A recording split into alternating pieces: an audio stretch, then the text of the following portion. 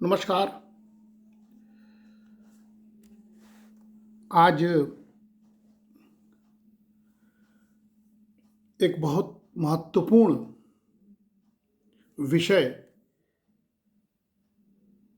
जो हमारे देश के पूरी अर्थव्यवस्था से भी जुड़ी हुई है और जिस पर एक राजनीतिक बहस, एक व्यंग्यात्मक बहस और दूसरी ओर एक यथार्थ बहस चल रहा है, उस पर कुछ बातें आपके सामने रखने का विचार आया है। वो है, इधर बीच कई महीनों से अमेरिकी डॉलर के मुकाबले हमारे भारतीय रुपए का, उसके वैल्यू का गिरना, और इस मुद्दे को भारत के संदर्भ में पूरी की पूरी इकोनॉमी को समाप्त होते हुए दिखाई पड़ रहा, ऐसी चर्चा करना और साथ ही साथ एक व्यंग्यात्मक स्वरूप में इस पर बात करना चिंता का विषय है। साथियों, ये बात जरूर है कि किसी भी देश की करेंसी का वैल्यू किसी अन्य देश के करेंसी के मुकाबले गिरना नहीं चाहिए,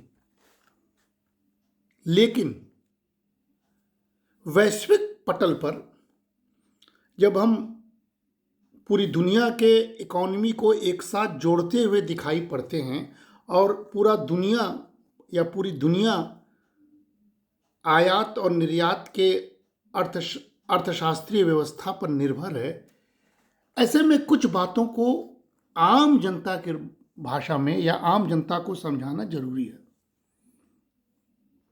पहले समझना होगा कि रुपए का गिरने का मतलब आम लोगों के लिए क्या है।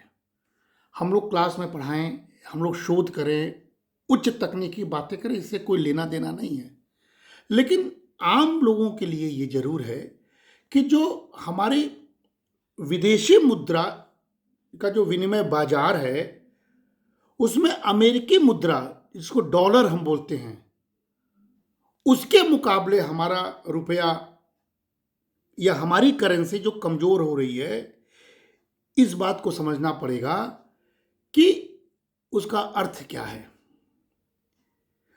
साधारण भाषा में अगर आम लोगों को हम समझाना चाहें तो इसका मतलब ये हुआ कि हमें भारत को अमेरिका से या फिर किसी भी देश से जो हम आयात करते हैं, उस आयात करने वाले वस्तुओं की कीमत को चुकाने वाली जो राशि देते हैं, अब उसे अधिक देनी होगी, क्योंकि हम सबको मालूम होना चाहिए कि जो हम आयात करते हैं उसका भुगतान हम रुपए में नहीं करते हैं, डॉलर में हमें करना होता है।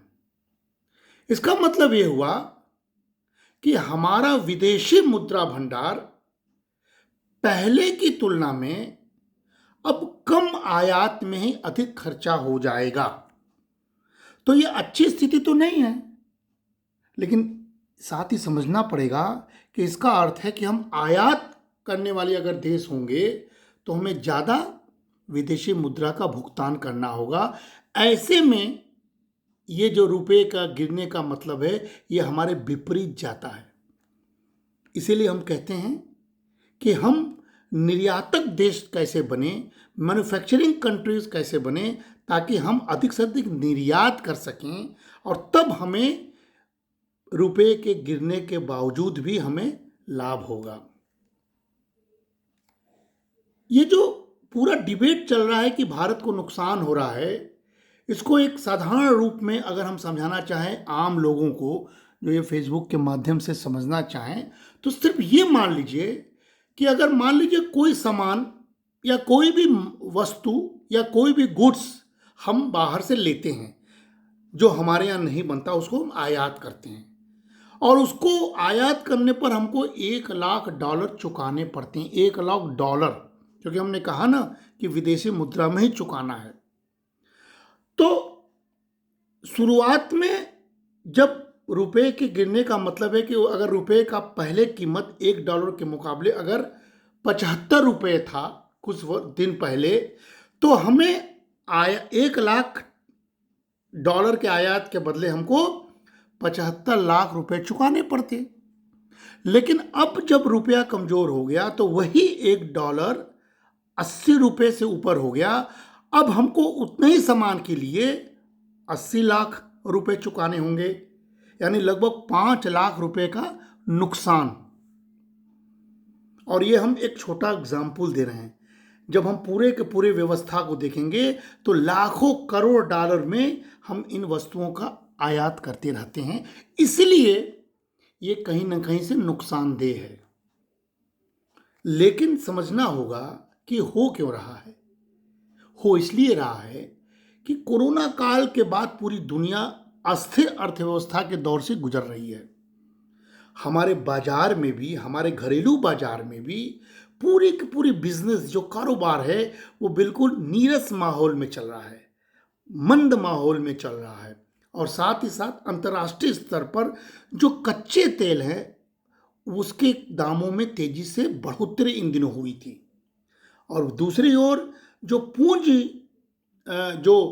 विदेशी पूंजी जो भारत के बाजारों में लगी है, लोग उसको भी निकालने के लोगों में होड़ मची हुई है। ये पूरा का पूरा इसका असर हमारे अर्थव्यवस्था पर पड़ रहा है, जिसकी वजह से, बिकवाली की वजह से हमारी अर्थव्यवस्था में ऐसी स्थिति आ गई है कि हमारा भारतीय करेंसी अमेरिकी डॉलर के मुकाबले कमजोर होता जा रहा है। दूसरी ओर साथियों, एक और बात है, आप देखे होंगे कि भारत तेजी से बढ़ती हुई अर्थव्यवस्था है और बीते वर्ष भारत विदेशी कर्ज लेकर बहुत सारे विकास के काम कर रहे हैं। लेकिन जो आंकड़ा है कि विदेशी कर्ज में भी हमारे यहाँ भारत में निरंतर प्रगति हो रही है, बढ़ोतरी हो रही है। विगत मार्च माह में जो 22 का बीता हुआ मार्च है, उसमें हमारा विदेशी कर्ज लगभग 620.7 बिलियन अमेरिकी डॉलर हो गया था, जो उसके पहले वर्ष में 573.7 बिलियन अमेरिकी डॉलर था, यानी 53.2% अमेरिकी डॉलर की एक तरह से मूल्य वर्ग में वृद्धि होना। और ये प्रति व्यक्ति लोगों को कर्जदार भी बनाता है। ये एक गणितीय दिशा को तय करता है, यानी एक भारतीय के ऊपर 30,776 रुपये का विदेशी कर्ज है। लेकिन ये एक गणित का मामला है, ये कैलकुलेशन का मामला है। इससे हमारे देश की अर्थव्यवस्था का कोई बहुत लेना देना नहीं है, क्योंकि हमारी अर्थव्यवस्था में जो चिंता का विषय है, जो तर्क का विषय है, जो वितर्क का विषय है, वो है महंगाई दर, जिसको हम लोग इन्फ्लेशन रेट कहते हैं। और इन्फ्लेशन रेट जो होता है, अमेरिकी इन्फ्लेशन रेट से ज़्यादा हमारे भारत में इन दिनों है। ऐसे में हमारी मुद्रा का जो लगातार मुद्रा का वैल्यू गिर रहा है, उससे जो है हमारे कहीं ना कहीं से कैपिटल फ्लो पर असर पड़ता है। इसीलिए ये बात समझनी चाहिए कि हम तुरंत मुद्रा, अपनी करेंसी का अमेरिकी डॉलर में गिरने को से उससे पैनिक न हो, क्योंकि अगर मुद्रा में गिरावट हो भी रही है, हमारे करेंसी में गिरावट हो भी रही है, तो एक तौर पर वो अच्छी भी बात है, क्योंकि जब मुद्रा गिरेगी तभी आने वाले समय में वो मजबूत भी होगी। क्यों? क्योंकि आंतरिक और बाहरी कारणों की वजह से जो मुद्रा का एक्सचेंज रेट में बदलाव हो रहा है, उसे अभी होने देना चाहिए। इसीलिए आरबीआई दखल नहीं दे रहा है। और मुख्य काम होना चाहिए कि हमारे कैपिटल इनफ्लो में कमी ना हो, और हम अपने संसद में जो इन्फ्लेशन रेट को कम करने की बात पर एक बिल बनाए हुए हैं, उससे अपने इन्फ्लेशन रेट को कम कर सकें, लेकिन कैपिटल इनफ्लो को कम न करें, ताकि हमारे यहाँ रोजगार के अवसर बाधित ना हो। दोस्तों, चाहे जो भी हो जाए, इस समय इस डॉलर और रुपए के इस डिबेट को पैनिक के रूप में नहीं बताना चाहिए। इसमें राजनीतिक बहस नहीं होना चाहिए। अगर दबाव में आकर आरबीआई ने कोई पैनिक बटन दबा दिया, कोई एक स्टेप उठा लिया इन्फ्लेशन को रोकने के लिए, अपने विदेशी मुद्रा के भंडार को खाली करके रुपए को संभाल लेगा, तो आने वाले समय में उसका बहुत बड़ा नुकसान हो सकता है।